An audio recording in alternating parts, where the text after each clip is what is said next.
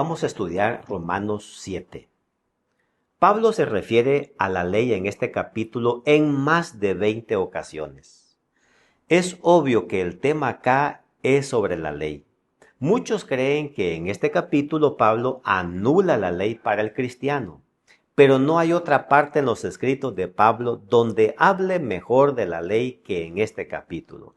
Así que lejos de confrontarla o intentar abolirla, Pablo acá se refiere a la ley como que es necesaria para conocer el pecado en el verso 7, nos dice que también es santa, justa y buena en comparación con lo que hace el pecado en nosotros en el verso 12.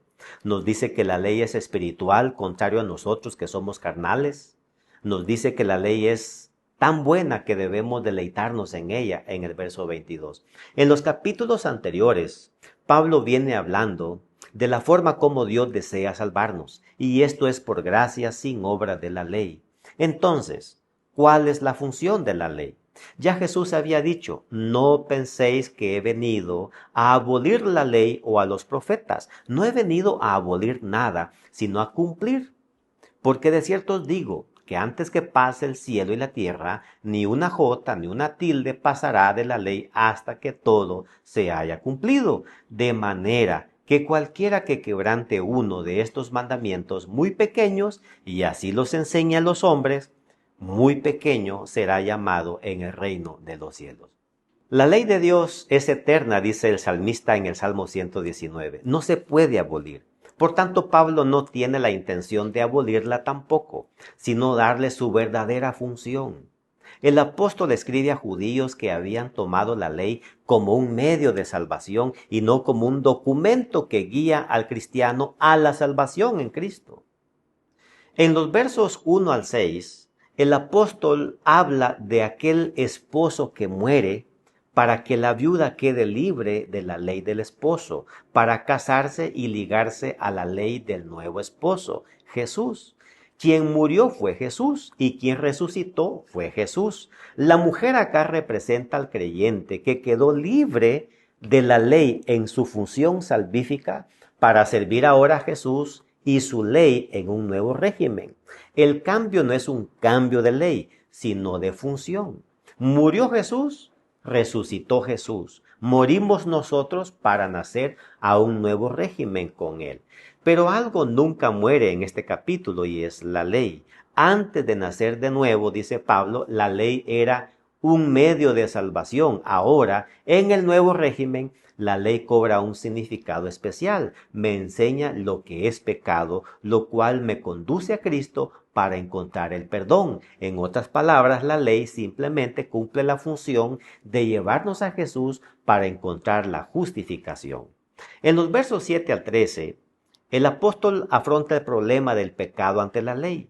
Las palabras pecado solo en esta sección se menciona 9 veces. La ley es buena, el problema es el pecado que habita en nuestra mente. Es como si una persona nos avisa que vamos directo a pisar una serpiente y en lugar de cambiar de dirección hacemos caso omiso a la voz de dicha persona. Podemos eliminar la ley y el pecado seguirá haciendo estragos en nosotros. Debemos luchar por eliminar el pecado, no el medio que lo señala, es decir, la ley.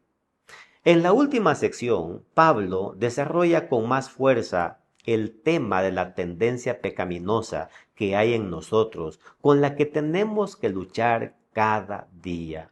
De nuevo, el problema no es la ley que nos muestra la tendencia pecaminosa.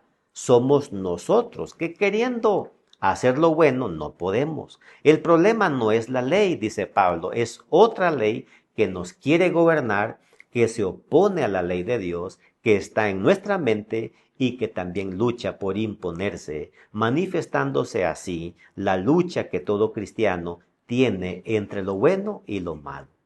Vemos que Pablo es honesto consigo mismo. Él no es un ángel que ha dejado de pecar, no ha dejado de ser pecador. ¿Y cómo lo sabe? Bueno, porque la ley de Cristo le refleja que aún tiene un problema en su naturaleza carnal y pecaminosa, que le impide hacer lo que él quiere. Entonces concluyó diciendo, miserable de mí, ¿quién me librará de este cuerpo de muerte? Él culmina confesando que con su yo interno sirve a la ley de Dios, se deleita en ella, pero con su yo pecaminoso aún le induce a servir al pecado. Creo que ese es el problema de todos nosotros al día de hoy. En nosotros también está el querer como el hacer por su buena voluntad, y muchas veces lo que terminamos haciendo es lo que realmente detestamos, es lo que no queremos hacer. Pero ¿por qué sabemos que lo que hicimos mal estuvo mal? Por la ley que nos señala el pecado.